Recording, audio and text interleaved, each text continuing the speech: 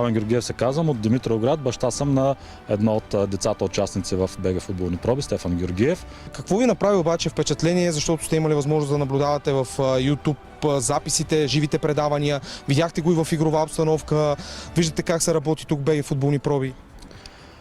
С риск да бъда многословен, ще кажа, че очакванията ни за събитието бяха детето си свири часовника, да бъде поставено в среда различна от тази, в която тренира и се развива и да получи един много ценен опит. Смея да кажа, че всяка една от тези цели бе постигната.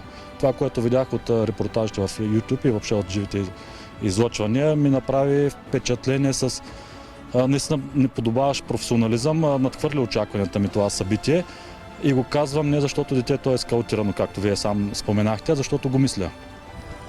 Бихте ли препоръчали футболните проби на някой друг?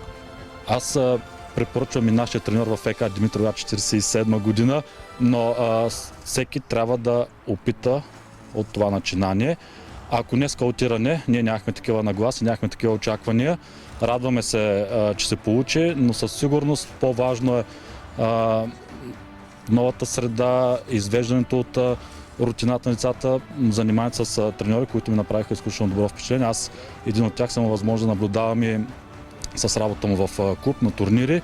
Наистина съм впечатлен, като го видях, че е тук. Заниманията са изключително ползотворни.